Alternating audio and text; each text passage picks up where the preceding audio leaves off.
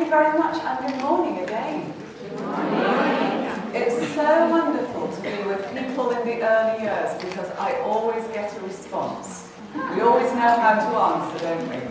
And actually, I'm very excited because I know I'm standing in front of the most powerful force in Romania. Yes?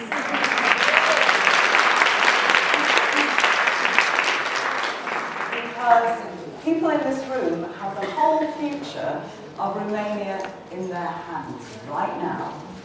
And this is the future for our children. And I was saying to Valentina when we were talking before you all arrived, often in the early years, people don't think we do very much, do they? Huh? They think we go, we pray a little bit, and then we go home. They have no idea how big your job is. So what I'd like to do today is just to give you a few ideas, to talk to you a little bit about children's development, and just to see if I can help you a little bit further along the road to take the early years forward. Will that be okay? Yes. You've got to say yes, because you're stuck now for the next 2 hours. I can't go anywhere. Okay. One thing I would ask you to do, if you don't mind, I will give the slides to Valentina so that you can have copies of them. But I'll need to take out the photographs because they are photographs I've been allowed to use. So if you don't mind not taking photographs of the slides, that would be great. Is that okay? Just to protect the children. So shall we start with some maths? I love people's faces when I say that. Yeah, okay, start with maths, it's fine. If I can get this to work. I'm sure I can. Okay. This little girl called Harper. And I wonder if you have any idea what those numbers next to her mean. Anybody got any idea what those numbers mean? Pardon? 43 months? Okay, somebody give me 43 months. What's my guess? 60 centimeters. 60 centimeters, okay. 100? What is that? What's that? Sorry? Yeah? 100 days? Okay, 100 days? Right, okay. Let me tell you what this means. This little girl, if she'd been born in the 1940s, she would have had a life expectancy of 43 years. If she'd been born in the 1950s, she would have a life expectancy of 60 years. She was born in 2018. She has a life expectancy of 100 years or more. So here you are, in Bucharest, working with children, and you have no idea at all where they're going to go in the future. Isn't that scary? You don't think it's scary? I think it is. And also, the bad thing is you might live to be 120 as well, so that's something to think about. But she's got a huge life expectancy. So we've got to think really carefully about what we do for her.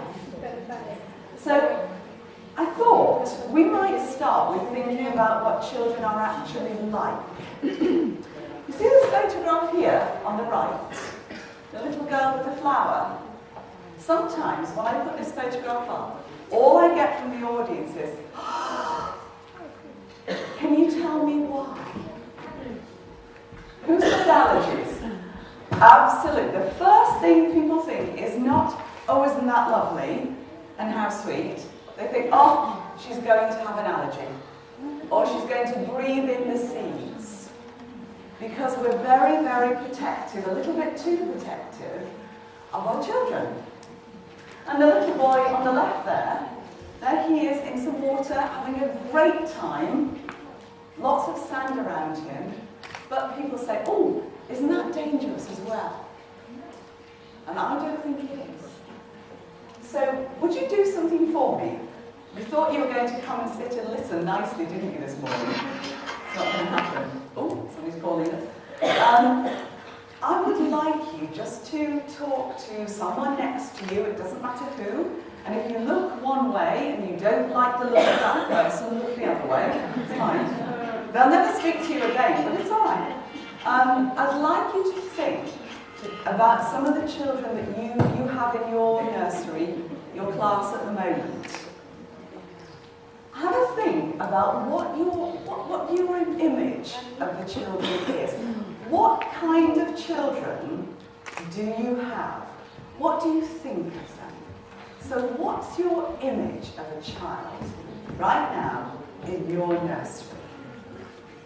And all I'm looking for is what kind of things spring to mind when you think about them. So can you talk to somebody next to you and then I'll bring you all back together. Is that okay? What do you think about? What are the words that come into your head when you think about the children in your class? And can we make them kind words as well, please? Yeah? Okay, just 2 minutes to do that. Talk to each other.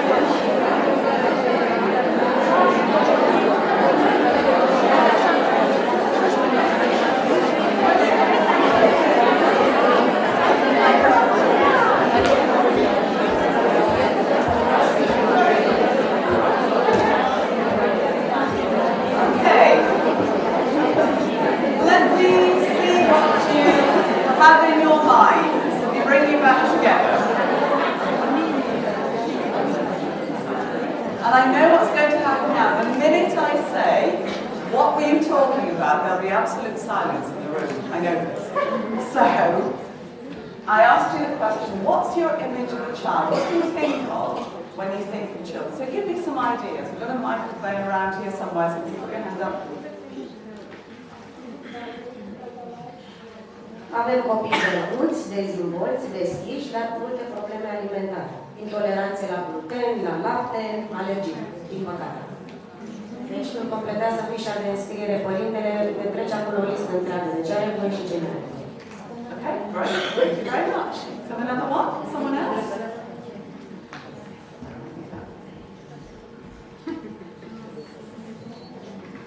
We have preschoolers with too much energy. That was definitely in English. Too much energy. Yes, absolutely. Which is why you go home exhausted at the end of the day. That's a good one. Thank you. Drăgălași, sinceri, creativi. Absolutely. They are most of the time. Probably not round about 2 o'clock in the morning on an aircraft, but yes, I know where you're coming from. Okay.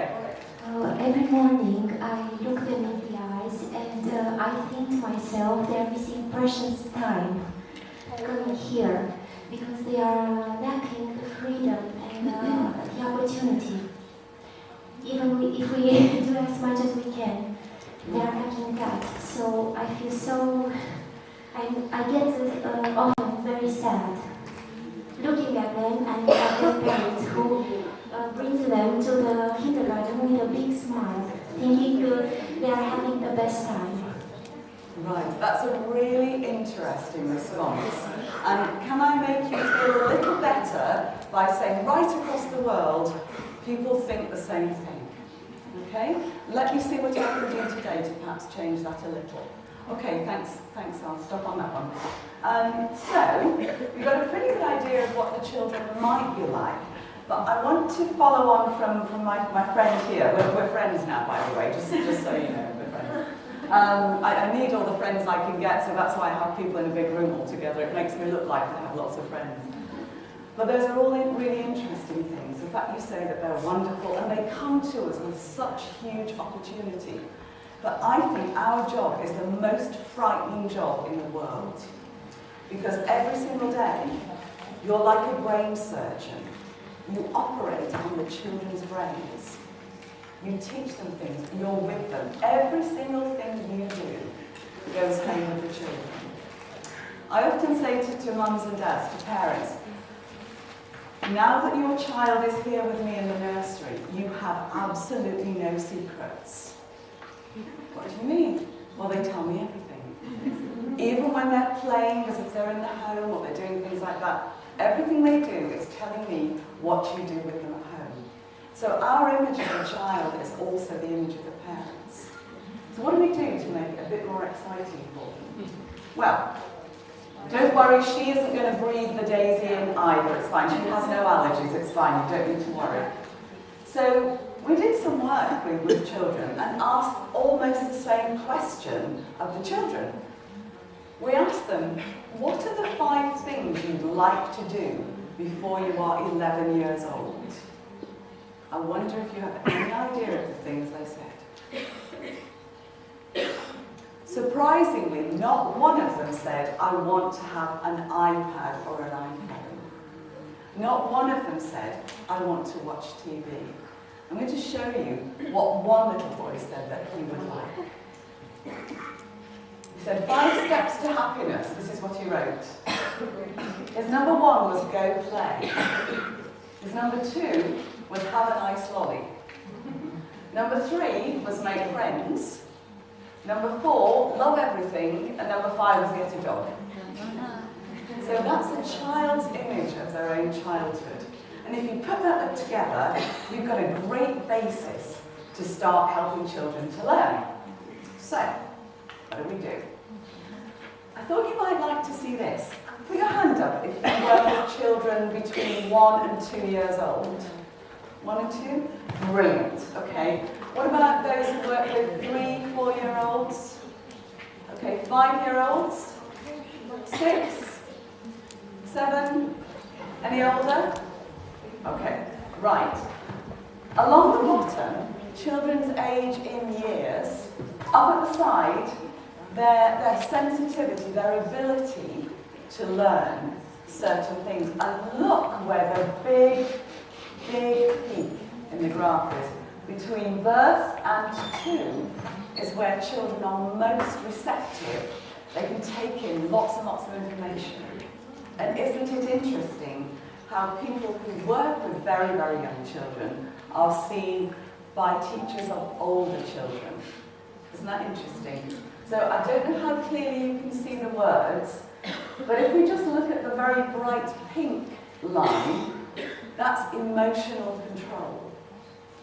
So there's a peak, the most sensitive time when children's emotions are really here is during birth to 2 years of age. So all of you in here are teaching the birth to 2 years.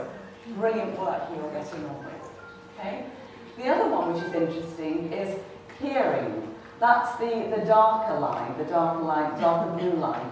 Again, hearing is at its most sensitive between birth and 2. Sometimes I use this graph to show to teachers of much older children to say, when you think that we don't do anything in the early years, you've got to look at what it is that happens between the very, very earliest years. Isn't that scary? Have you seen that before? And I really believe this. This says, children are like wet cement, they're like wet concrete. Everything that falls on them makes an impression. So everything that you do makes an impression on the children. And that's why all the things you've worked on over the last 2 days, the music, the maths, everything you're doing now is setting these children up for that 100 years that's coming that we don't know anything about. So let me tell you a few things that I think are a bit worrying at the moment. And you can tell me if this is happening in your nurseries and kindergartens too. So what we're finding out is that for very small children, they're not able to remember things as well as children from some years ago. So you ask them to do something, you ask them to remember it, and they don't remember so much. We also know that they're not so great at social interaction. And I'm going to ask you why in a minute or two. They're not very good now, at the moment, at stopping themselves reacting to things, much less so than children 10 or 15 years ago. And the big ones that are scary is children below the age of 5 are not developing long-distance vision. Tell me why. Anybody tell me why? They're not able to see a long distance. Anybody tell me why? Little outdoor time. Limited outdoor time. Yep, okay, well done. Limited outdoor time, lots of time with screens, and no need to see very far. No need at all, because they come to school sometimes in the car, they're in a school box, they don't get enough time outside, so they're not able to develop long distance vision. Here's another one. They're not so good at hearing things well. Any idea why? Any idea why? The same cause. The same cause. Partly the same cause, but also there's a lot of noise in the world. So it's very hard to discriminate individual sounds. So if you think the behaviour of your children is not as good as it was, these things matter. So we're asking them to look at things, we're asking them to hear things, and they haven't got the same ability. Not sleeping very well, not spending long enough going to bed, staying up too late, and that affects your brain. And this one is a really, really tricky one. How well are your children learning to read? Children are not developing core strength. When I was a little girl, I spent a lot of time climbing trees and pulling myself up on things and climbing. Most children now spend most of their time in that kind of shape. When they're very little, in the little buggy, in the basket, and then in a car seat, and then we don't let them climb because we're too frightened of it, we're too worried that they might fall. And what they're not doing is developing the muscles that steady their head, which you need for writing, for reading, for focusing. So all of that is a bit scary, isn't it? I think so. Don't you think that's scary? Yes. Good. Have I frightened you enough yet? Don't worry, there's much scarier stuff coming. And if you think back to when you were a child, I wonder what it was like for you and how different it is. But we have a chance now to do something really different with the children that we teach. So I just wanted to show you a little bit about the brain, and I'm going to ask you a few questions, a few things to work on. So one of the things that we need to work on as teachers of children in the early years is their, what I call executive function. So helping children, and think about your own nursery now, your own children, your own group, all of them. How often do children have the chance to do these things every single day? And I'm going to ask you to talk to each other in a moment. So first of all, how much time do they spend planning and organising things for themselves? We tend to do a lot of things for children, and I spend a lot of time in nurseries all over the world. And one of the things I see a lot, and I'm not going to ask you to put your hands up, is children with worksheets, children doing a lot of things that are being given to them. So they're not having to plan anything or organise it. I'm going to choose just some of them here. How often do you ask the children to solve really tricky problems? I wonder. How often do you get them to make decisions? So if you look around in your head, if you look around your classroom, where are the places where children can make real decisions about things? Not very often. The other day I was in a nursery. I hope you don't mind me to share some stories with you. And a little girl caught my hand, as they do, and she said, I want to show you something. Great. And she took me to a table with the most beautiful display display on it. It had shiny things, it had sparkly things. And I said, wow, what's this? She said, oh, it's our interactive display. She said, but you mustn't touch. What's the point in an interactive display that you can't touch? And in another nursery, you know that lovely look that children have on their faces when they're thinking, and they go like this. So I walked up to a little boy and said, I would love to know what you're thinking. And he said, we don't think in here, we learn.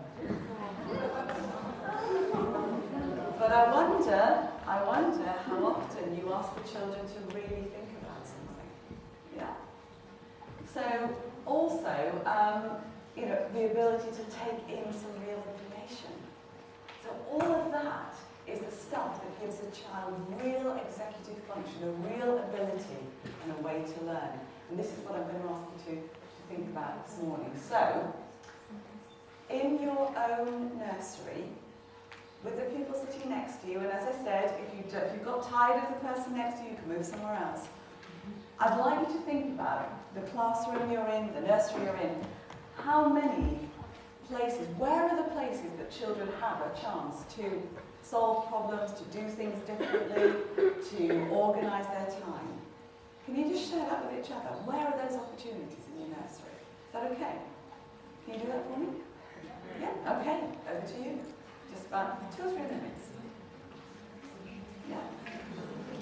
What's it like to be a child in your nursery?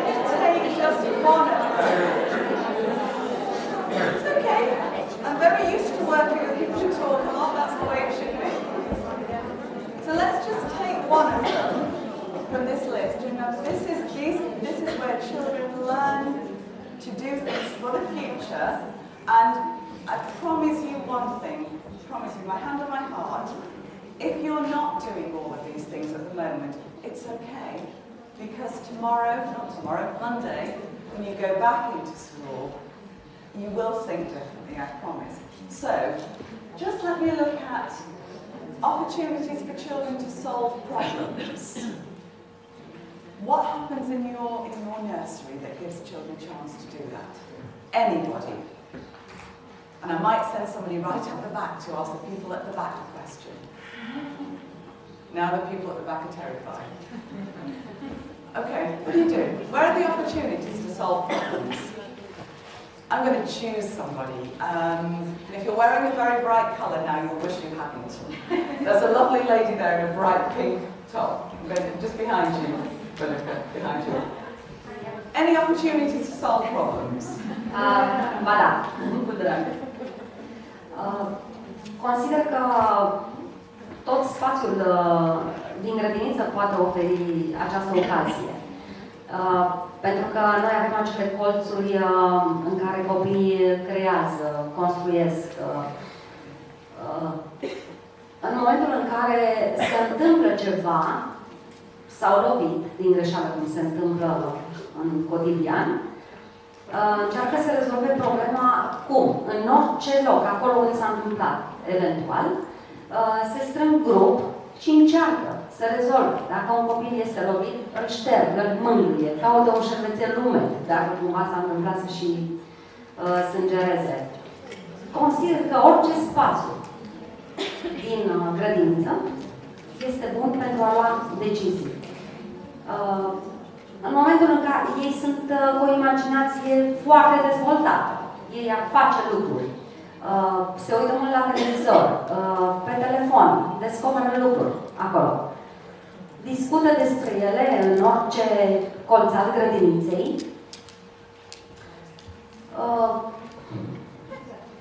Pentru a lua, nu știu, așa consider, tot spațiul grădiniței le poate oferi această ocazie să ia decizii. Nu cred că trebuie un spațiu anume. Ok? Great. Thank you very much. I'm glad I chose you. I knew there was a lot going on there. Okay, I'm going to take that one. I know everybody's had a chance to talk about it. But you're absolutely right about not having one dedicated space. So I think what you've described is opportunities to do many of those things, but I wonder, what I'd like you to take away from this little bit is how often children have the opportunity to do it, and how often we give them time. Because I really believe that we move children too quickly from one thing to another. We don't give them the opportunity. And I think about it, when I think about great artists, nobody ever said to an artist, you've got 5 more minutes to do that, and then it's playtime. So it's about the time, and you're right, they have super imagination.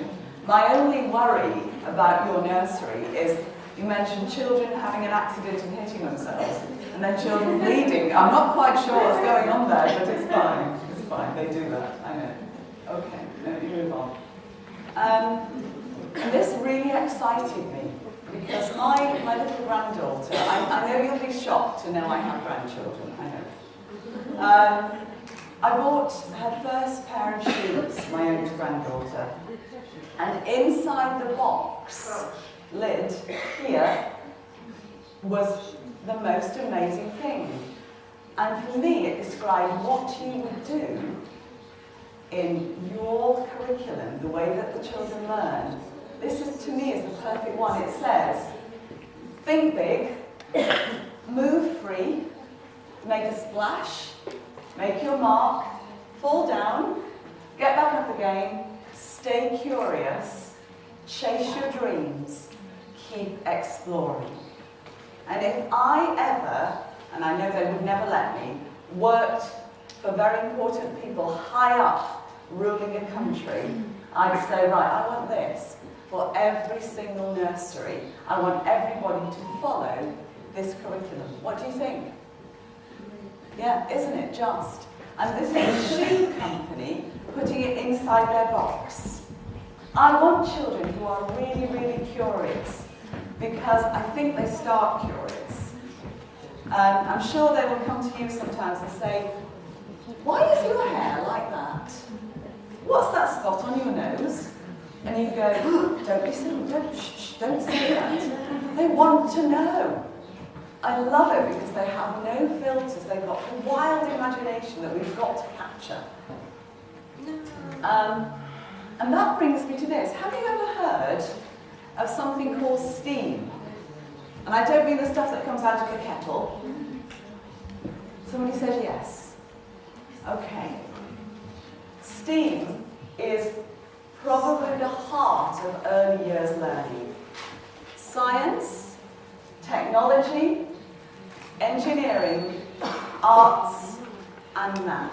So the very things you've been thinking about this week here are the things that across the world everyone is asking teachers of children in the early years to work with.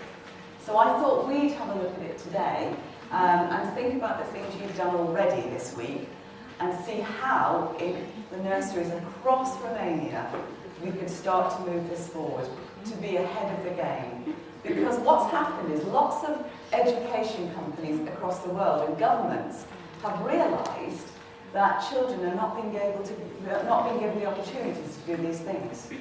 They're not being able to do scientific things. They're not encouraged to make buildings, to create. And so what's happening is when they grow up, there's a gap in what the children can do. So I thought we'd look at it this morning together.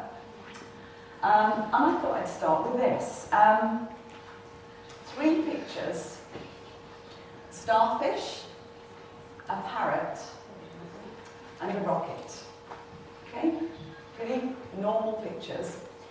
One of the things that little children find really difficult to do is to connect things together because we put them into separate thinking areas. For STEAM, for the science, technology, engineering, arts and maths, need children to think across many, many, many different layers of learning. So we're going to start with you.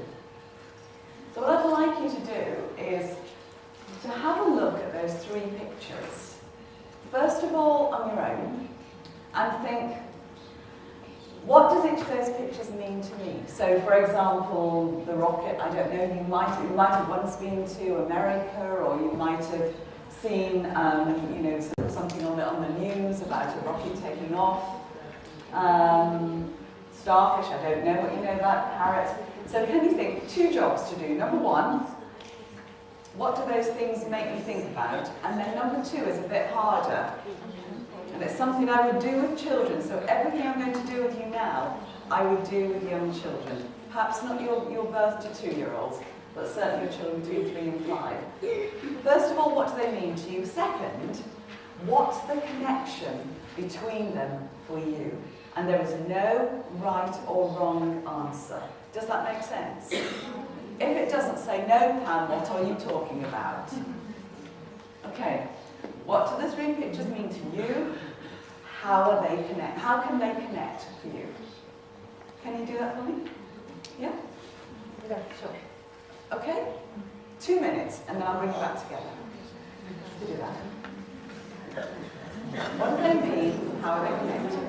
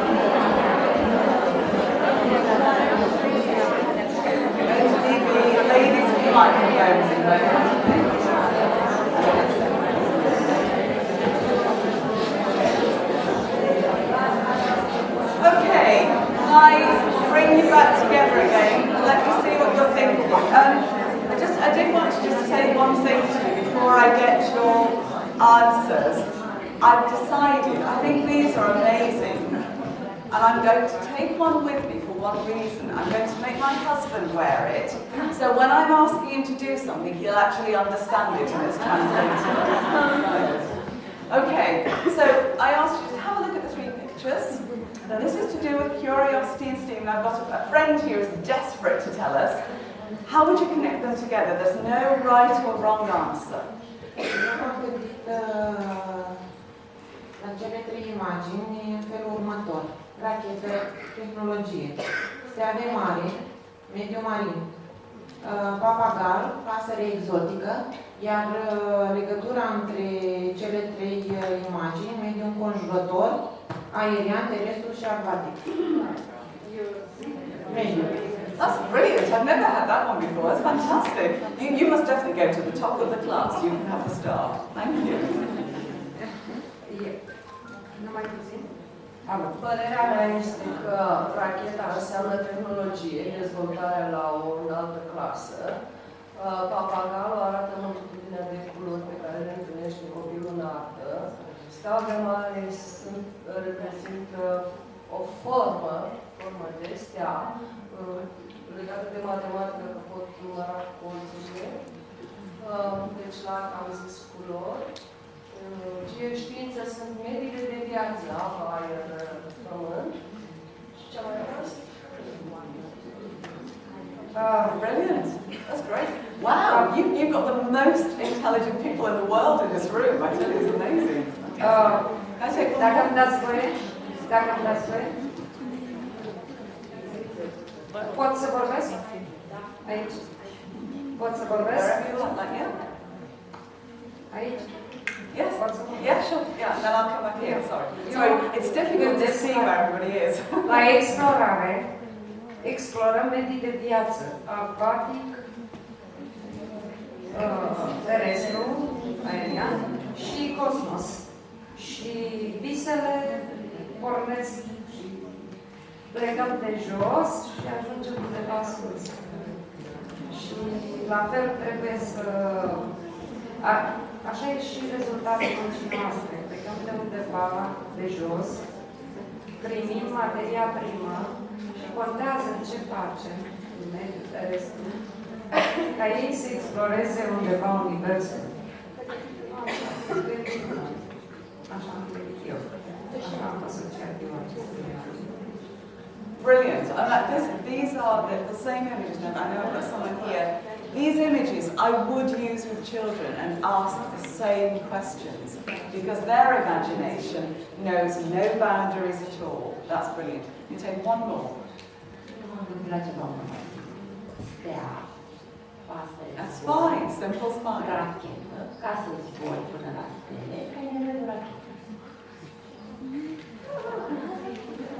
Lovely. Okay, well, okay, I'll take two more and then that's it.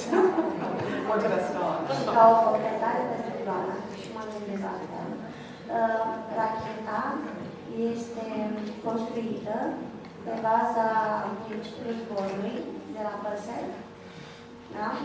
Și ca să zburăm până la stele, care este un element acvatic, cu fiecare din mediul acvatic, nu numai că explorăm mediile de viață, ci transpunem tehnologia în ceea ce vedem noi în elementele și viitoare, elementele din natură.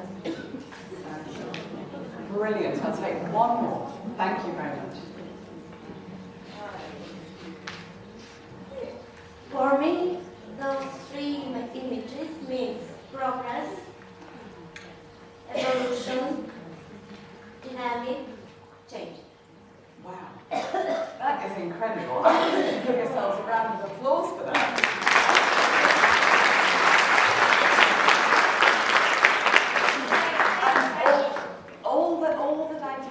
All that I did was to show you three pictures. And I didn't even choose them, I was going to say I didn't choose them carefully, that sounds awful. I didn't say I want a picture of, I just chose three. And already there was depth, there was breadth, there was curiosity. I've used this with very young children. You can choose any images that you like. And it is fascinating. You obviously don't say to me, can you connect them all together in a dynamic way? What do these pictures mean? Why are they together? That's fantastic. Those responses are great. What I'm saying to you is, sometimes as adults we don't let our imagination run. The other thing is, looking at the rocket here, just thinking back to the little girl and her lifespan for 100 years. I remember, when I was a little girl, a book in my library at school, and it said, one day a man will land on the moon. When I was 11 years old, I sat in my school hall, just like you're sitting now, with a tiny, tiny black and white television set and my teacher, and we watched Neil Armstrong land on the moon. Can you imagine the children in your class now, what they might see in their lifetime? So doing something like this breaks open. You said you were very sad that the children don't have time. This takes seconds and changes lives. Thank you for those brilliant responses. Well done. I knew I'd got the most powerful people in Romania in this room, I knew. But why are we doing it? Well, it is about those 100 years, but the world's changing, you know? You don't know where these children will go. They might go to university, they might go to work, they might not. They might do something completely different. The future is different. We've got to have children who are confident, who are capable, who are curious, just like the shoebox. We've got to have children who can do these things and don't just rely on a piece of paper that someone has given to them. How can you make this different? Look at the two pictures for me on the right. I hope you can see them relatively clearly. Little girl at the top is building with Lego, bricks. Anybody tell me what the picture underneath is showing you? Anybody at all? I don't know how clearly you can see it. A city from the air. A city from the air. A city from the air. Okay, city from the air. Valentina won't need, Raluca won't need to do any exercise this weekend. She's just going to keep running up and down the stairs. Okay, could be. You're very close. Anybody else got an idea of what that second picture is? Computer chipset. Okay, computer chips. Yeah. Da, la asta m-am gândit și eu, că ar fi niște circuite, un fel de programare. Brilliant. Okay, we'll take one more. Just the lady over there. Keep running, girls, keep running. Ok, se pare că e o masă luminoasă care este pusă figuri geometrice și un oraș. Okay, brilliant. I'll tell you exactly what it is. You're very close. It's actually the blueprint for what is now the International Space Station. And the reason those two pictures are together is not that this little girl designed the International Space Station, she didn't, but you have no idea, and parents worry about this, where a child playing with Lego or bricks or something like that, you have no idea where that child is going to go. And I'll tell you an interesting story. I have a really good friend, I've got one friend at least, a really good friend who, when he was a little boy, he wasn't very good at writing or maths or anything like that, but what he loved, he was fascinated by the moon and the stars. And what his teacher did was very clever. Instead of saying, no, put that book away, you've got to do this, you've got to do that, she used what he was interested in to help him with his reading, with his writing, with his math. That was a long time ago. Do you know where he is now? Well, obviously you don't, because you don't know. Right, yes. He works at NASA. He's an astronaut. Now that's from a teacher noticing when he was very small. So you might have in your class right now, maybe the person who finds a cure for cancer. You might have the person who designs the rocket to land on Mars. You have no idea, and that's why we've got to open this right up with the science, technology, engineering, arts and maths, and then the last bit on my slide here. How many parents say, oh, I want my child to be a doctor, or I want my child to be a lawyer? And what they're thinking is, I want my child to be very clever and earn a lot of money so that I can retire. Well, if anyone says to me now, I want my child to be a doctor, my answer is, how good are they at digital technology? Because as we go forward, I saw this on a poster. I was working in Dubai last week, and on a poster the side of the road was a new hospital opening, and it said, "We are a brand new hospital, we offer robotic knife surgery." Now, I'm not sure how I feel about being operated on by a robot, but that's the future. So think again back to your classroom, to your nursery, to your kindergarten. I'm not suggesting you give the children knives to operate on each other, although I think one lady might. It's quite risky, isn't it? But what are the opportunities for them to practice different skills? And here's a big test for you. Right now, 2019, there are people in the world doing the jobs on the left. Now the translator is really going to love me now, I can just see. I'm going to be so popular. These jobs are jobs that your children might do, but they might be out of date by the time your children go on to the next stage of their life. I'm not going to go through all of them, but I wonder if you have any idea what a microgravity body development specialist does for a living. As I said, the translator loves me dearly now.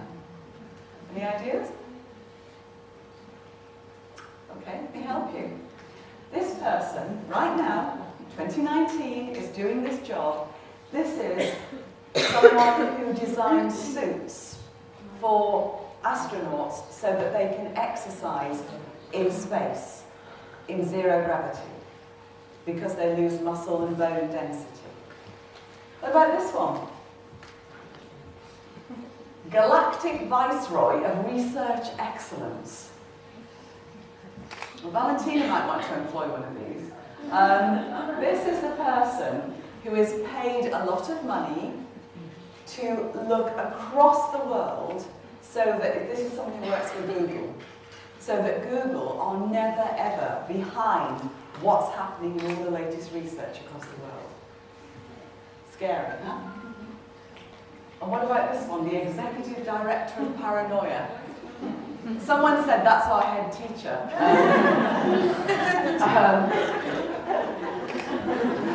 Sorry, Valentin.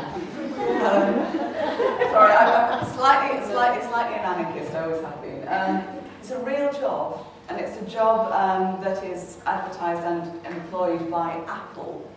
You know the big, of course you know who Apple is, I don't know why I was explaining what Apple was. This person is paid, again, a lot of money, very intelligent, to scan not just what's happening in other technology companies, but to be totally terrified that they might get ahead of Apple. So he's got to be all the time pushing, to be afraid of the competition. Now, I don't know if any of your very tiny children say to you, when I grow up, I want to be an executive director of Paranoia. They're more likely to be, to say I want to be a fireman, I want to be a doctor, I want to be an train driver. But we're educating them for this world. 70% of the jobs your children might get have not been invented yet. And most of them, most of your children, will work with people that they never meet. And if you want something to really, really excite you or scare you, on the right, you see the title underneath the pictures, Shift Happens. Not now, but later tonight when you're relaxing, or doing more work, I hope you're not. If you Google that, it will show you all of the changes that are taking place in the world right now. It's updated every year. So there's a 2019 version of Shift Happens, not to show to your children, but for you to see how quickly technology is moving. And that was fatal because anybody with a phone is now looking at it. Let me know if you think it's any good. The point I'm making is, how can we give children old-fashioned learning when this is the world that they're going into? And you can do this. And this is the future. Not sure how I feel about that one, to be absolutely honest. So, I want to take us a little bit further into this. these are the children that we have now. Isn't it scary? This is not a real photograph, by the way, it's a mocked-up photograph. But the other thing, and I know parents are quite, in the nicest sense, some parents are a problem for us because they want us to do all the work, don't they? Yeah? What we've got now in school, for our very small children, these children are the first children of the generation of the gamers, the Xbox people, the PlayStation people. These are their children that we have in school now. Now, it's really interesting, I think, to see how different they are to the generations before them. And when I showed you the slide that said children don't have great concentration, they're not really aware of the world around them, their parents have grown up, the first generation of the digital world. Now, I don't think anyone in this room is as old as me. I'm sure you're not. But the first computer I had as a teacher was a huge television set. Does anyone remember the floppy disk? Yeah. Oh, thank goodness, I feel so much better now. Yeah, absolutely. You actually, I don't know what it is here in Romania. You must have very, very good moisturiser and skin. You all look very young to me. But this is what we're dealing with, and the children don't have enough experience of the natural world. What was that?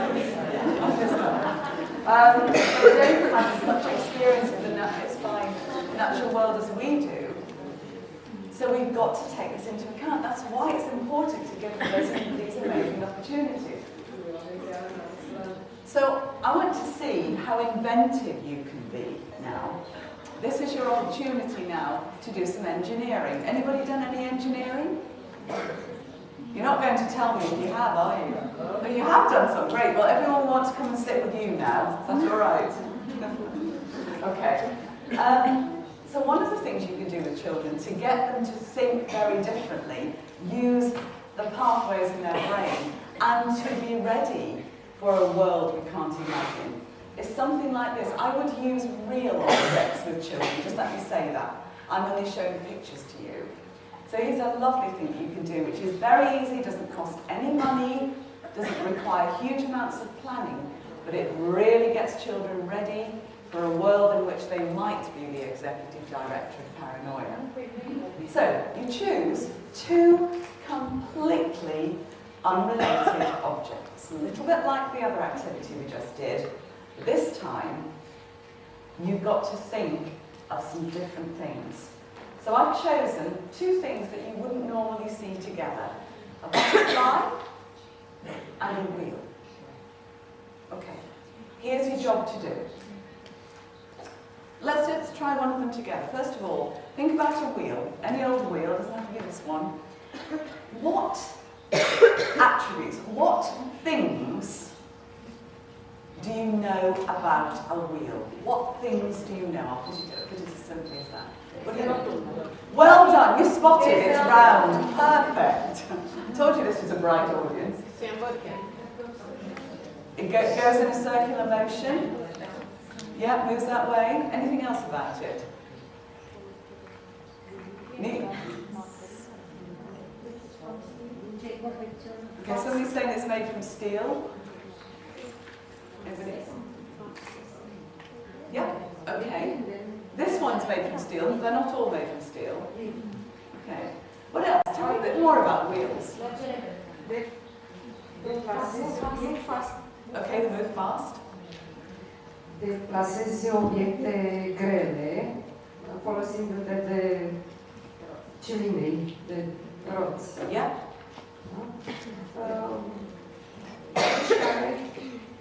La asta ne duce exemplu.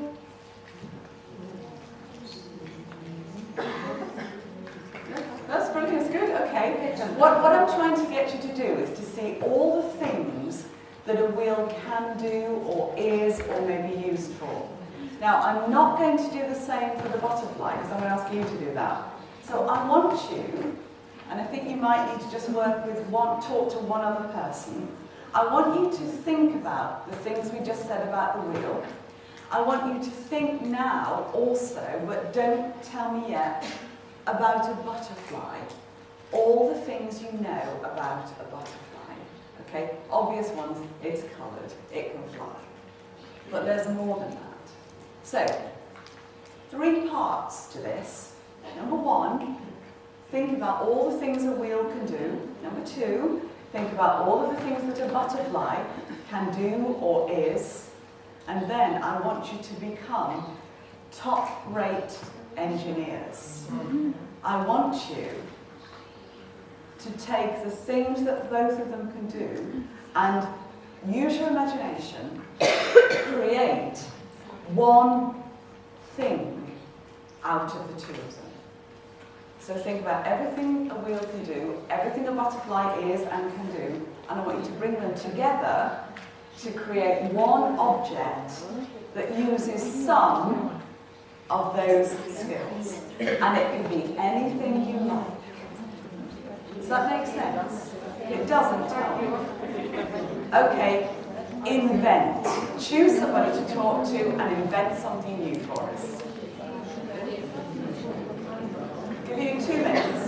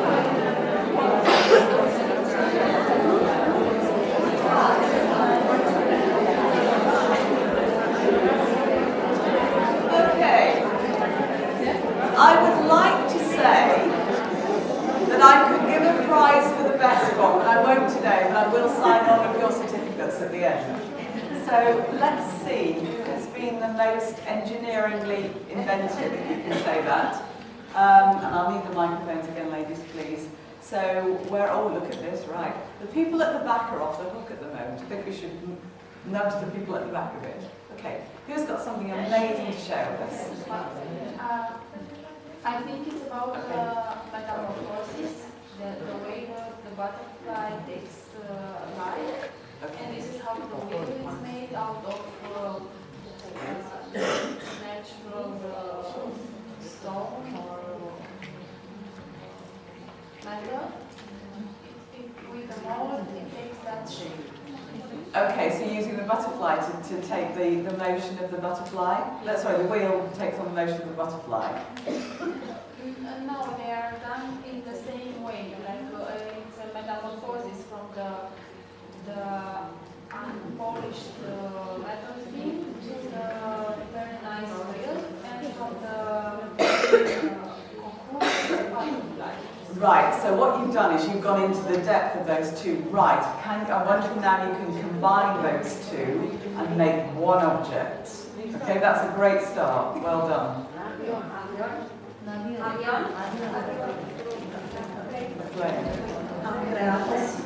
Avion. Okay. Am creat o sferă pornind de la proprietățile roții cu aripi de fluture și este folosită la transportul oamenilor. Brilliant. So you've just solved the traffic problem in Bucharest. Yeah? So when you're stuck in traffic, the thing just takes us perfect. I love it. We should take a photograph. That's brilliant. Go take another one somewhere else. I'm letting the ladies choose. Yeah. Okay. Lovely. Dacă aș fi inginer, aș construi un fluture robot telecomandat și aș face diferite acțiuni, l-aș folosi diferite acțiuni, flutura și robot. Brilliant. Okay. So we're going to have a robotic butterfly, which I assume has wheels somewhere in it as well. You've got to have the wheels. That's brilliant. Another one? Can I take one more? You've got the microphone. For me, it is the perfect image of the future because both of them can move things that are heavier. There are mechanisms in each one that moves things that are heavier. So, and this is happening right now. In the future, smaller and smaller mechanisms or chips can have greater power, so you can think of anything. Right, absolutely. And they're brilliant solutions. Somebody said a plane. I always have to say at this point, if you do this with children, you're probably better having a toy butterfly, not a real one. Okay? You've got one, so sorry, I need to go here. That's your one? Yes? Your idea with toys, brilliant. Okay. We were just saying, if you do this kind of thing, I would have the real objects there if you can. So it could be a toy butterfly, because we don't want children taking the wings off just to see if it will work, do we? No, not nice. But you can do this with anything, and this is why I'm saying it's not going to be expensive for you to do it. Other things, you need to choose two things which are so unconnected. So a stapler, a paper stapler, and a mouse. A wristwatch and a flower. Anything that is not connected, and ask the children, first of all, what can this thing do? What's it for? How do we use it? And the second thing is, then, what can we do if we brought these two together? And what that does, it starts children thinking, using a scientific approach, using technology, using engineering, using art, and using maths. Really, really simple, but it goes back to all the things you want children to do in a very, very easy activity. And in fact, if tonight you haven't got much to do, you could do this with your family. I'm sure you've got more than enough to do tonight. The look on people's faces then was, no, Pam, we won't be doing that. And this is interesting because a lot of science fiction writers often talk about children. We started this morning with my first slide, which was, don't limit a child to your own learning. He was born in another time. This science fiction writer is saying, we've got to think about how children learn because human beings should be able to do a whole host of things. And this is his list of what human beings should be able to do. Some of them I would not recommend that you do with your children. He says, human beings should be able to change a diaper, change a nappy, plan an invasion, design a building, write a poem, balance their accounts, build a wall, set a bone, comfort the dying, take orders, give orders, cooperate, act alone, solve equations, analyze problems, program computers, cook a meal, fight efficiently, and die gallantly. The last one I wouldn't recommend. So if we keep doing what we're already doing with children in their learning, we will never, ever have the children who can do this. Because this is what you get when someone gives a child to you, they bring them to you, we've already got amazingly rich children with fantastic brains. An extraordinary potential that we can't see the end of. They're gifted children and they need you to be really gifted teachers. And I know you are because of the way you're thinking this morning. And I would love you to think of these 4 things in your own nurseries, kindergartens, classes. how often are the children the real protagonists? How often do they lead the learning forward for you? How often are you a real researcher? I don't mean reading lots of books, and hardly any of us have time for that, for all of that. But how often do you watch the children and just stand still for a minute? Just don't interfere. How often do you do that? Because we're all very good at it. Put your hand up for me if you are what I would call a people watcher. Who likes watching people? Yeah? Yeah? So you go to the shopping centre, or you go to a restaurant, or you go to a bar. I'm sure you would never go to a bar. Of course not. And you watch the people. I was doing it last night. I went to a restaurant, I was watching a couple next to us, and I said to my husband, they're definitely not married. He said, how do you know? I said, because they're talking to each other. But you do, you go to a the laughter in the room is all the people who are married, by the way. Those of you who are not, it'll come. And the other thing you do is you look at children out in the shops with their parents, don't you? First thought often in my head is, you see a small child doing what small children do, misbehaving, and I think, I'm glad he's not in my class. But what you've done is you've made a judgment, you've made an observation. So, second thing in your classroom, how well do you know your children, not as people, how well do you know them as learners? How well do you know what they like to do and how well they learn? This one, I know your conference last year focused a lot on this. If you think about the room that your children are in, how much of that classroom is a third teacher? So you as a teacher, your assistant, whether you have one all the time or a shared one, and then the third teacher is the actual classroom. I'm not going to answer this for you, but if on Monday you didn't go to school, I'm not giving you a day off, by the way, I can't do that. If you didn't go to school and the children did, what would they still learn if you weren't there? How much is there for them to do, to think about, to touch? Remember my interactive display that you weren't supposed to touch? How much does your classroom do that? How much does it support STEAM learning? And then the fourth one, which is the one I know all of us find a real challenge. How much do the parents know about how their own children learn? Parents always want to know two things. How are they reading and how are they doing the maths? Reading, writing and maths, that's the three things. Do you ever say to them, do you know what? Your child is an amazing engineer. Your child is a phenomenal artist. We don't share. So I think there are four things that we really need to think about. And then this one for me, this is what defines learning in the early years. It's when you bring together all that energy that children have, all that wanting to learn, particularly those of you who have the 2-year-olds, and those children who are always wanting to find things out, always asking why. How much does that hit against adults with a fixed idea of what we want the children to learn?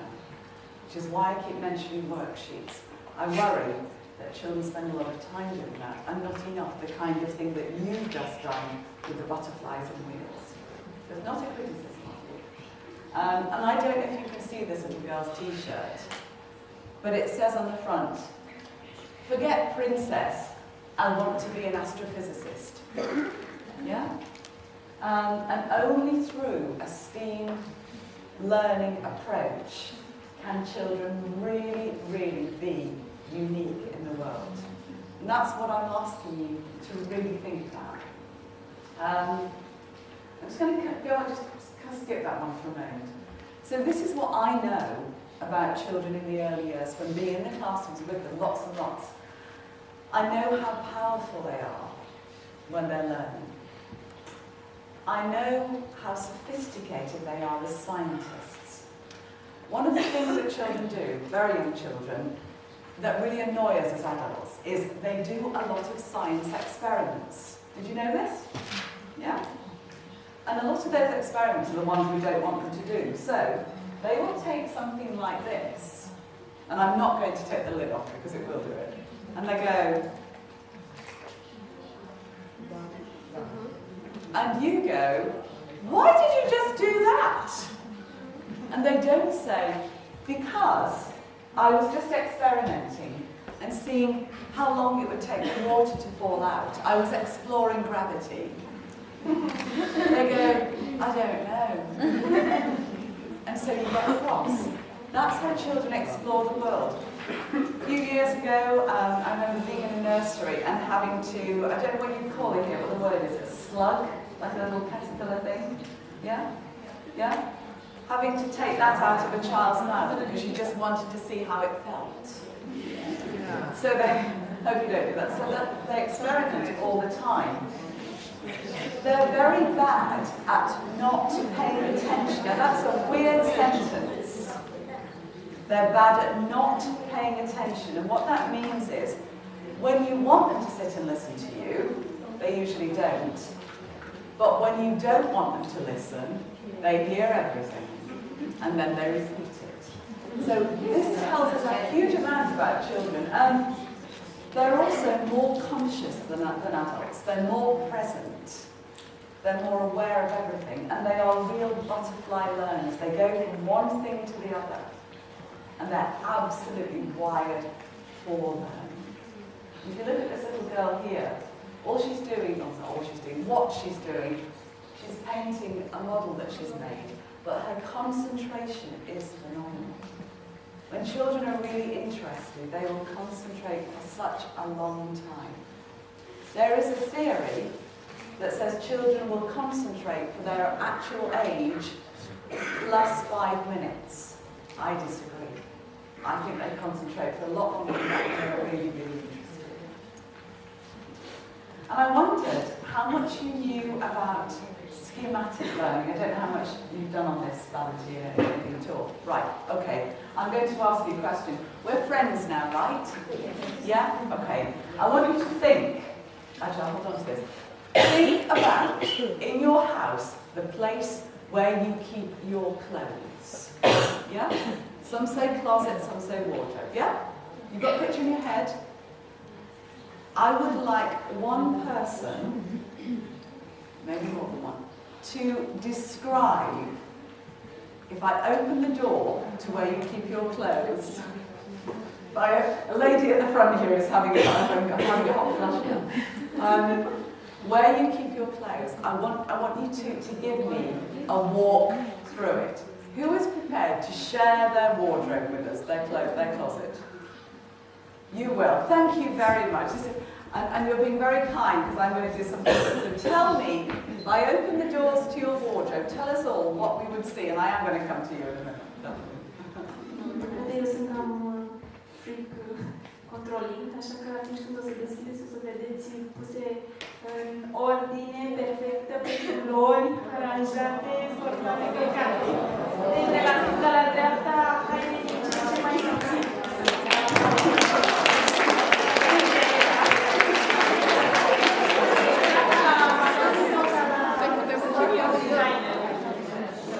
Am un singur dulap de la stânga la dreapta, din ce în ce hainele mai subțiri și de la culori închise către deschise, iar dacă mă uit la dreapta o să văd tricouri și mai acum de plovere, două genți și cam atât.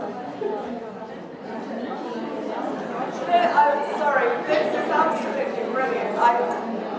If I had to show, sorry ladies and gents, if I had chosen someone in this room to give me the perfect answer, that was it. Okay, you're off the hook. And I'll tell you why. I've never ever had anyone have their closet applauded before. That was amazing. They're all envious. But I'm now going to be your therapist.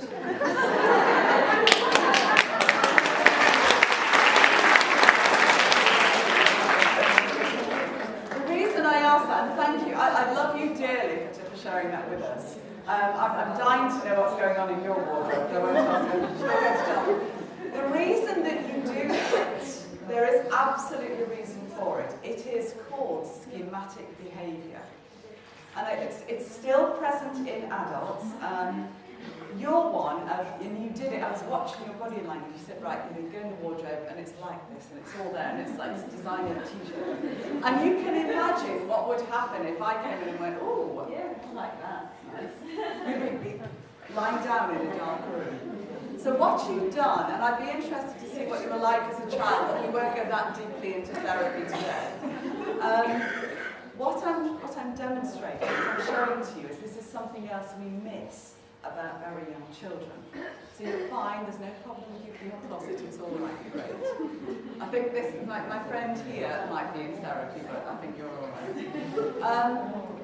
The reason you do that is it's actually called a positioning organisational schema. And what it does for your brain is it comforts you. It's your way of keeping order in your world. Now, I can't see into any of your houses or your rooms or your tables, but some people, if you have a desk or if you have a place that you work, some people like things absolutely in order, just in the right places, in proper piles, and they can't go home before they've done it. Others have things all over the place, and it's fine. We all have particular patterns, but for children, for very, very young children, and I want you to think of all the children in your class right now. There are some very recognised patterns of behaviour, schematic behaviour that very young children have. You'll recognise some of these if you've got, who's got their own children, who's had their own family? Lots of you, okay. Right, positioning is one of them, children putting things exactly where they like them. Connecting things. Why do you think children love blocks and building, putting things together, fixing them? And some children are quite obsessed by it. Enveloping. This is the one that drives teachers and parents crazy.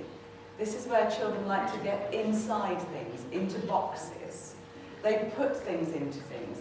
So you can't find the TV controller because your child has put it inside something. That's a very common one. Not all children will go through these, but they will progress, sometimes from one to another. Some children won't do them at all. Rotation. If you've got a big space that you take children, have you noticed how they run round in circles? Or they sit on the floor and they spin? Yes? That's a rotation scheme. You don't see that a lot in adults. I hope you don't run around in circles in a big room. Orientation. Yours is, your wardrobe, your closet is kind of an orientation positioning. Because you said about how you have them, but then you went, you know, and the summer clothes are here and the designer is just like this. What happens in class in early years is we see children doing this and we get cross about them. Don't keep doing that. Don't keep doing that. Schematic behaviour is a child's way of connecting pathways. So if they never have the opportunity to be free and to do these things, you're missing a part of their learning. And it's something that does make us cross as teachers. So this is a tiny, I'm giving you a tiny thread of what schematic behaviour is. And I'm very happy, Valentina, to give, there's a document I can give that you can send out to people.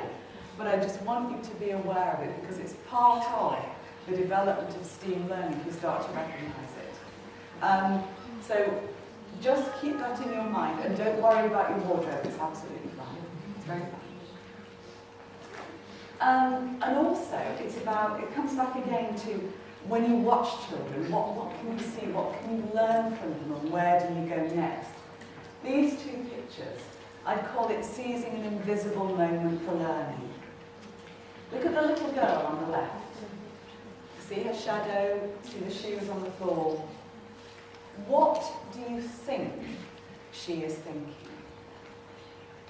What do you think she's thinking? I mean, I have absolutely no idea what she really thought because it's a photograph. What do you think she might be thinking? Okay, I've got why is my shadow bigger than me? Lady up on top, yeah? Yeah? Oare se încalță și umbra? Oare se încalță și umbra? Oh, that's lovely. Is my shadow going to put shoes on as well? Fantastic. Taking them on? Yeah, over here. Maybe why is the grass hotter in the sun than it's in the shadow? Fantastic. I'm just going to go with those two for a minute. Is my shadow going to put the shoes on? Is the sun hotter here? Those two are huge questions. How, absolute imagination, how often do we take the time to follow that further?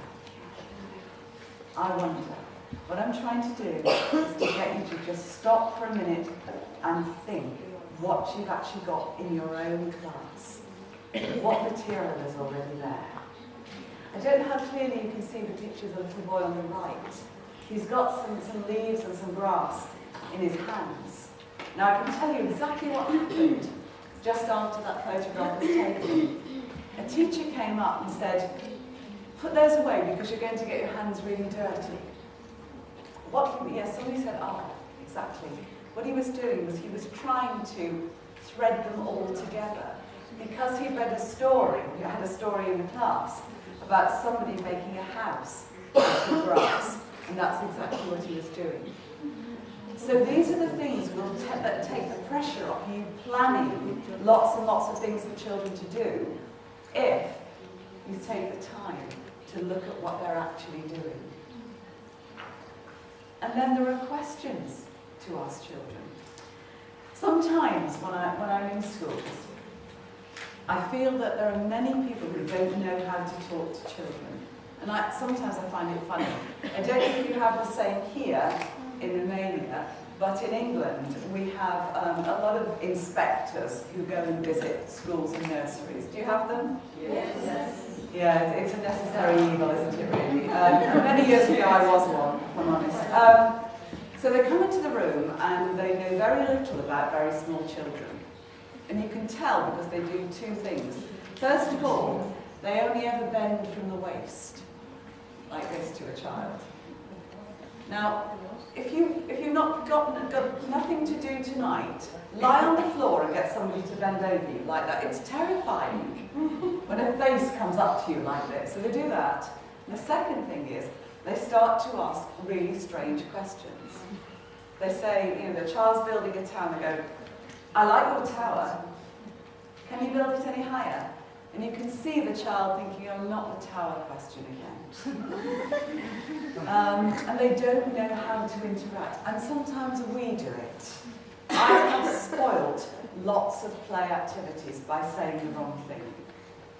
A few weeks ago, in a nursery, the children were having an amazing time playing at being shopkeepers. Great time. So I thought, I'm going to go and join in. You know how you think as an adult you can just go and join in? So I walked up and I said, oh, it looks amazing. I think I'd like to come and buy something in the shop. And the children looked at me and you could see, do you? Great, you enjoy, we'll go somewhere else, we'll see you later. And left me to it. Because I didn't ask the right questions, I didn't wait to be invited. Yeah. So, these are some of my favourite questions to ask children when they're playing, when they're working together, when they're thinking. I wonder what would happen if you did this, or I wonder what would happen if I pushed it. I wonder what would happen if these children joined us. What would it be like? You see children making it. What would it be like if he or she had done it like that? How could it be different if? And I don't know what the end of these questions are because I can't see your children. Suppose that, what would change if? How could you think differently? Doesn't that make a difference? Doesn't it make it sound different from the one that I really, really don't like people saying to children, which is, what did you draw? What did you make? Because that says you don't know what it is. Much better question.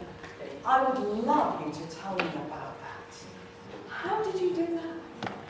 What are you going to do next? And my favourite one, now what?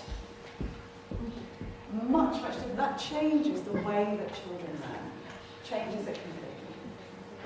And I think, you know, that there are lots of things to look at too. I know you've done some work on maths, but one classroom I was in a while ago, the teacher had a real focus on the maths aspect of STEAM. She collected lots of different eggs and just put this spiral pattern on a table and just left it there for the children to experiment with. She didn't put a card with it, she didn't put a note with it, it was just left there for the children to have a look at. Down below, that was a fruit cutter.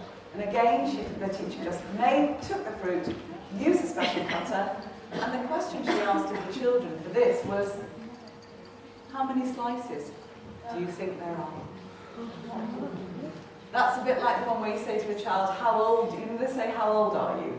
And you say, how old do you think I am? Waiting for them all to say 21. And they go, 75. And you think, there's a child that's not going to pass his exams.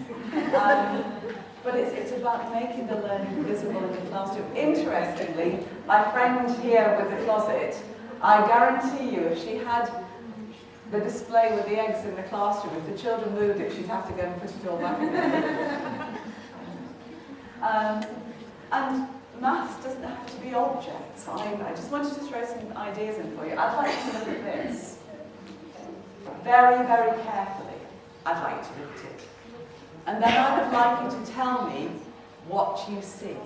You see people? You see people?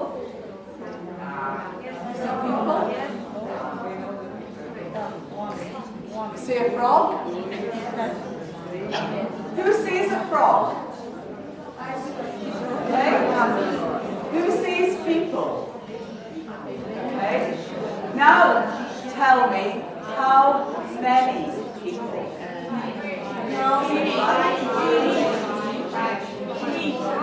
Three. You say three.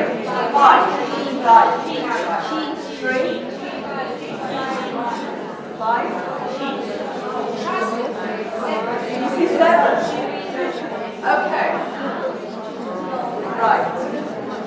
So I've got some people see a frog, some people see people, some people see 5, 3, 7. Okay.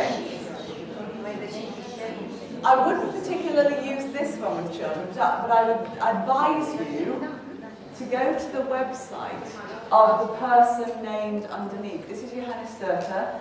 He is the world, I always get this the wrong way around, he's the world body painting champion. To help you, there are 5 people in the picture. So you've got 2 at either side, crouching, 1 in the middle, 1 at the top left, and another 1 top right. 5 people. There are some people who will only ever see the frog. And some people, I'm really fascinated to see 7 people. But, again, the point is, it's very, very easy to use something like this and get the children to look beyond the thing that's in front of them. Easy and very cheap to do. Yeah? Does that make sense? But again, you're getting children to see the world in a very different way. And it's interesting, I don't know if this was mentioned to you by Anita and by Ali, but actually, when children are really, really good, they get their maths skills, not when they're good at maths, when their maths skills, their mathematical skills develop, that's a better indicator of how well children will do in the future than early reading, and I find that fascinating. Thank you. So just those little activities there are something you can do. I'll skip that one. The other one is this, looking at art in classrooms. And I worry about this a little bit. In fact, I worry about it a lot. Sometimes we show children beautiful pictures or we ask them to do something. Everyone does the same thing. So I see schools where the walls are covered with pictures and each child has done virtually the same picture. And we're not giving them any scope for imagination. And the one that broke my heart was seeing this. I don't know if you know this painting. It's Salvador Dali, the surrealist. It's his clocks painting. Dali, somebody likes Dali there. Yeah, good. Yeah, I knew you would be an arty person, I can tell. And instead of giving it to the children saying, isn't this an amazing picture, what do you think? The questions around it said, how many clocks? What does the long hand tell us on the clock? What time does each clock show? And I wanted to jump into a river. Because what was totally missed there was the child's interpretation of what was in front of them. And if you're going to look at STEAM learning, this kind of thing, we need to do more. We need to allow children to really experiment. So I've got a little job for you to do now. Very simple. Anybody here who's a really good artist? Nobody's going to admit that, are they? Well, you all are. You all are. So what I want you to do now, on any piece of paper, it doesn't matter, and if you've got no paper with you, use the pad of the person next to you, it's fine. I want you to do one simple task for me. I want you to draw a flower. That's all. I want you to draw a flower. Please. You've got 2 minutes on your own to draw a flower. If you don't have paper, still, no, that's cheating if it's already on the front of your book.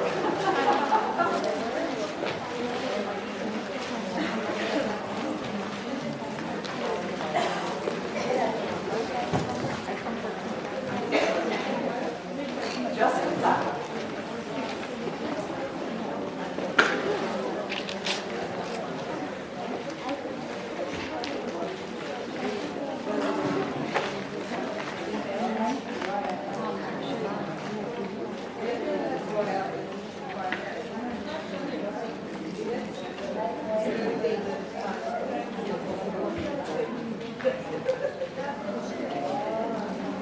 About 30 seconds more.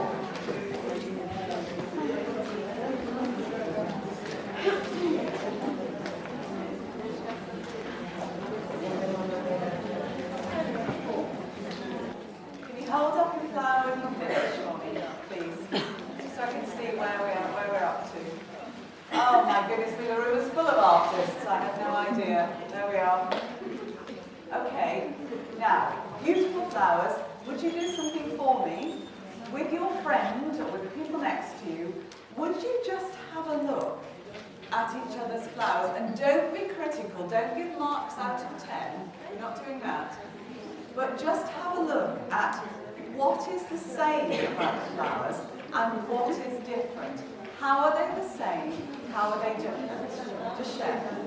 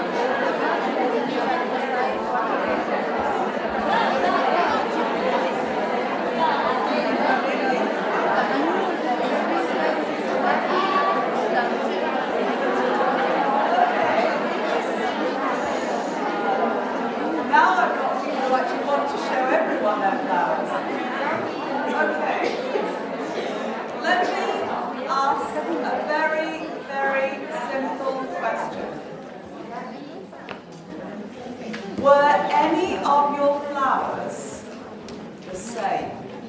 No. Yes. Identical? No? I would guess that most of them had a stem.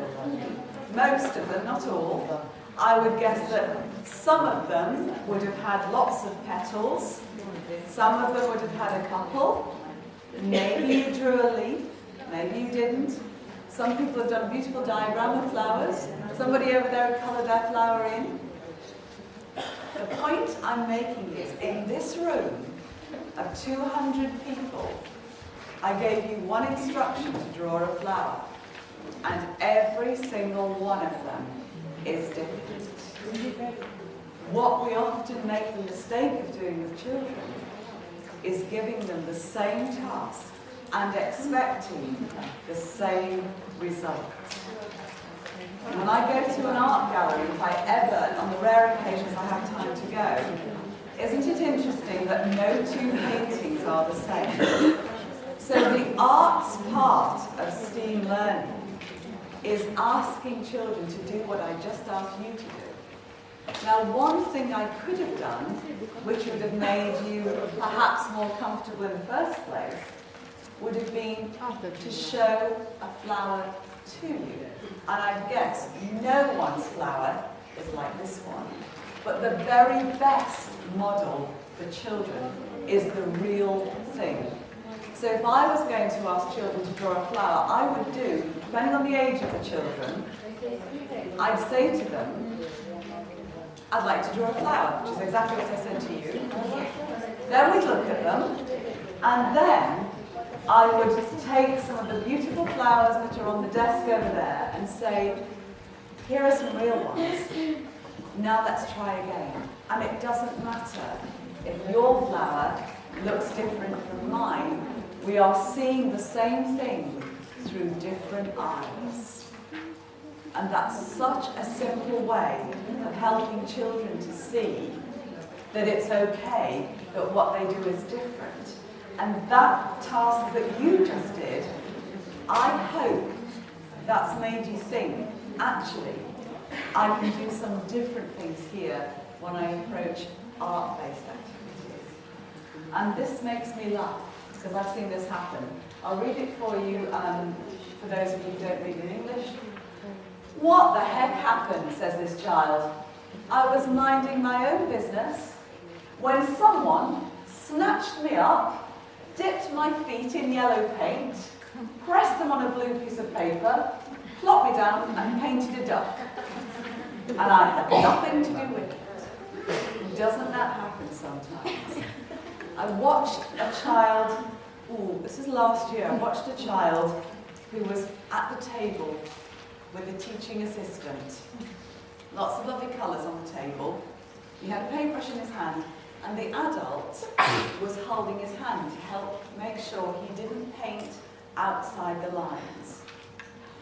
Already not very good, but the worst thing was, over here in the classroom, over here, just think of lovely ladies as well, over here, some other children were building, and they were making this amazing zoo. So the child at the art table with the adult, having his hand held, was actually watching what was going on over here, and the adult was using the child's hand to paint a picture. And at the end of it, she said, well done, that's amazing. And the child had no idea that he painted it. And that's what this is saying. So how much more freedom can you give to the children? Because the only way to get real children really active and being the kind of people who might be the executive director of Paranoia is actually to let their imagination rip. Really let them be creative. Because creativity, as it says here, is the secret sauce to science, technology, engineering, art, and math. And if you look at this, I don't know if you've ever heard of this lady. She died recently. She is a female. She was a female, very famous female architect, Zaha Hadid, and she saw the world and buildings in very, very different ways. This is a library. Isn't that wild? A friend of mine said, yes, but how did they get books that shape? I don't think he quite got it, really. But I've used this with children. I show them photographs of her work and say, do you think you can make that? And it stops them making these block basic buildings.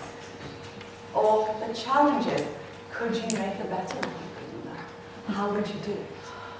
Can you make something that is very different? Can you use your imagination? can you be creative? And then you want to transform that even further, building on the questions you saw before, some new ones in here. What would change in what you're making if you worked with this child or with me? Why not do it differently? How would you explain that? The only thing I warn you about with these questions, promise me that you won't do this, that you won't walk up to a child and go, right, how would you explain? Why not do it this way? How would it be different? What if? Because that isn't a teacher and a child, that's your arresting police officer who is interrogating you. So be careful. I will leave these in the slide deck for you. I'm conscious of your time. I'll leave them in the deck for you. And it brings me back to the point I made a while ago, which is only children can see things so clearly because they don't have the filters that we adults have that stops us asking the questions. And I want us to go back to the ways of the child again. Because what we have, as I said to you, is the app generation. These are the children who have digital technology better than we will ever have it. And I want to show you an example in a moment. I want to show you a video clip as we come towards the end of the session. I want to show you a video clip which shows how children interact with digital technology. I read that to you as an example. If you are interested, I don't know if you do a lot of research, if you do, that's great. This is a wonderful book. It's changed my mind, changed my whole thinking. I used to be able to go, I don't want children to have too much technology. They have it at home. But reading this book by Jordan Shapiro, he's saying, actually, we've got to embrace it. So we don't want them facing screens all the time because of the damage that that does. But we've got to see how we can work it differently with them. And what he says is, the same thing happened many years ago, hundreds of years ago, when people first started to write things down. Everyone panicked and said, oh, there won't be any oral storytelling anymore. And he says, that's exactly what we're doing with our digital technology. We're saying, we don't want it because it will take away what children are. I think we can have both. So I want to show you just a short clip. And I hope it works. If it doesn't, I will send the link to you. There's a series in the UK, I don't know if you've seen it, ladies here, called The Secret Life of 4-Year-Olds. Have you seen it? If you haven't, it's worth it. The Secret Life of 4-Year-Olds, and it's also The Secret Life of 5-Year-Olds. And it was some psychologists who spent time in nurseries just filming and recording the children and seeing what they really do in their daily lives.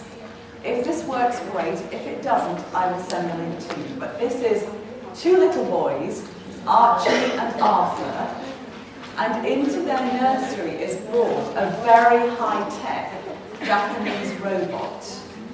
And it's watching their reaction to the robot and how it changes in a very, very short space of time.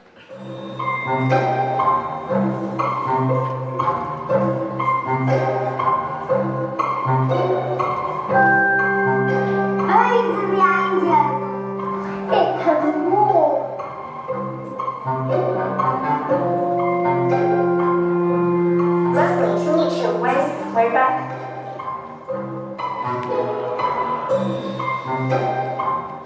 Robot, do you have a name? What would you like to call me? I would like to call you Bobby. Lovely to meet you all. Children today are growing up at a time when robots and artificial intelligence are advancing at an exponential rate. Our children are meeting a state-of-the-art, semi-autonomous robot. I was made in a factory in China. But how will they interact with it? Will they see it as simply a piece of technology or as something more human? Would you like to play together? If Bobby doesn't make a mess. I promise I won't. They're setting out the parameters of what they're allowed to do in the classroom. How do you know this? Those look weird. A robot. Tell me about yourselves? My name is Mr. Bobby. Lovely to meet you, Archie. My name is Mr. Robot. Lovely to meet you, Arthur. Are you a real boy? Yeah, we're real. We're real. Robots have buttons and people don't. Because I don't have a button. Robots, just don't have any legs. They can't even play football. Things are really cool. It's fun. Would you like to dance? Yeah, we like to dance. Wow, you can play music.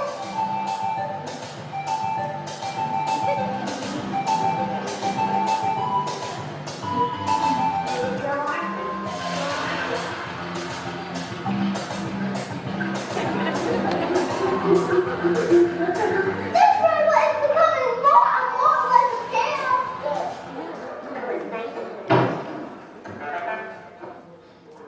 What happened? I crashed. I think I hurt myself. Here, I can give you a bandage. Which arm? The left or right? So it's this one. Well, Bobby hurt himself. I wanted to help him because he's my best friend. It's fascinating to see. It doesn't hurt. We're going to the heart of what really matters to make us human, to give us our human qualities. Can we care about other people? Can they feel pain? Can we protect people? Do you need an injection? Can we help? Oh, thank you, Arthur. I think Bobby may have cemented himself as a key member of this group. After half an hour, it's time for goodbyes. Is Bobby your friend or is Bobby a toy? A toy. A toy. He's my friend. He's your friend? Yeah. Thank you. He was really cool. We want you to stay with us forever. Oh, thank you, Arthur. You're the coolest robot ever. Say bye. Bye. Do robots have feelings? Of course. This one. They're like people. And people have feelings. You need to make. Fascinating, isn't it? Yes. How quickly the robot, the inanimate robot, not inanimate, it was animated, the robot became a person and part of the class. And I don't know how clearly you could hear what the boy was saying. The psychologist asked him if the robot had feelings, and he said, of course.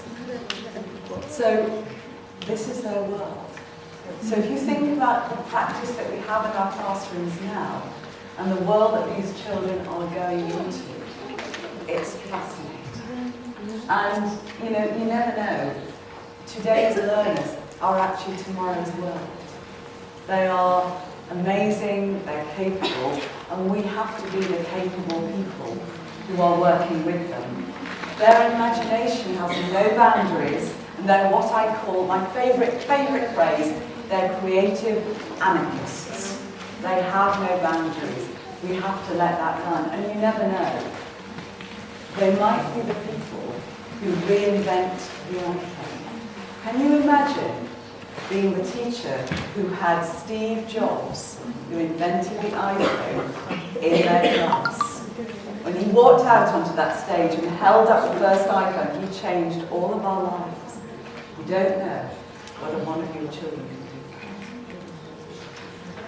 I want to finish this morning with something I used to really enjoy. You don't get it anymore as a child. Who used to love having a story read to them? Who loves having a story read to you? Come on. And children love it too. Thank you. And we have less and less time to do it. So for the final thing I want to leave you with today, I'm going to read a story to you. Is that all right? So settle down comfortably.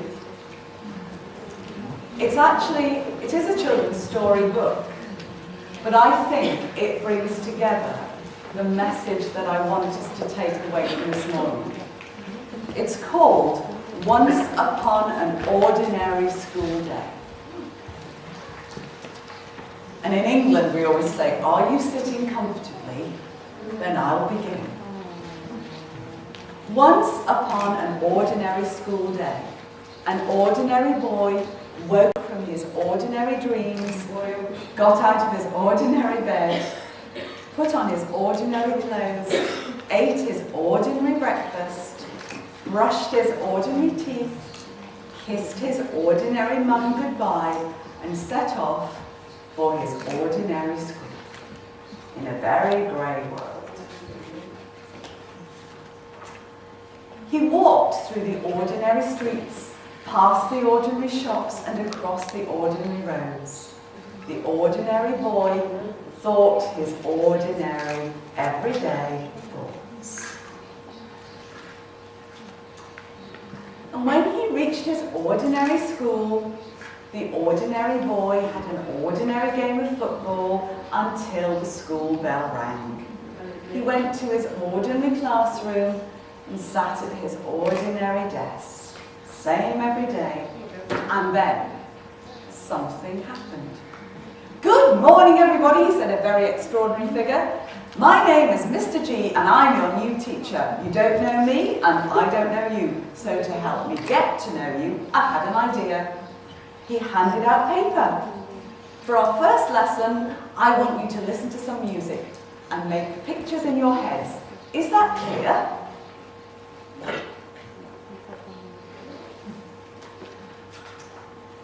And the ordinary children whispered, he's crazy, he's bonkers. Music, pictures, what's he talking about? And Mr. G said, shh, close your eyes, open your ears and listen. And the music began. A rumbling, rolling, thunderous music. It boomed and crashed around the classroom. Suddenly it stopped. And Mr. G said, tell me what the music made you think of. One girl said, horses, horses stampeding. Someone else said, no, no, no, it was racing cars. And the ordinary boy said, I saw elephants. There were hundreds of them. Yes, laughed Mr. G, isn't it wonderful? And I want you to put what you hear on paper. Start writing or drawing. And as the music grew and swooped and danced and dived, the ordinary boy began to write and draw. He used words he didn't really understand, and his story didn't make any sense, but he didn't care. He wrote as fast as he could, but it would never be fast enough. There was too much in his head. It was as if a dam had burst, and the words just came flooding out.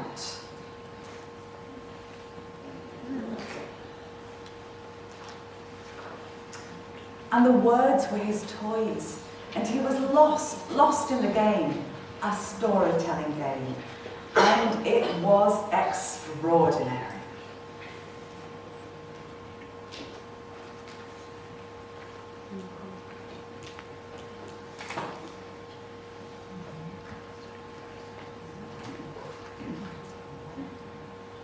And the other children? Some wrote stories about giants, some about magic, some wrote of brave girls, and some of boys with a lightning scar on their foreheads. Some just made stuff up because the music didn't mean anything to them. And one little girl wrote her story on her desk. Some wrote stories they thought would please the teacher, and some became heroes in their stories, and some became the bad guys. And some just thought it was so wonderful they stared into space and dreamed. At the end of that extraordinary school day, the ordinary boy saw Mr. G, the teacher, getting into his car. Sir, said the ordinary boy, that was the best lesson ever. I've never felt like that before. It was magic. Do you still think I'm crazy? Said Mr. G. The ordinary boy blushed. I can't wait to read your story tomorrow, said Mr. G. See you. And he disappeared in a cloud of smoke.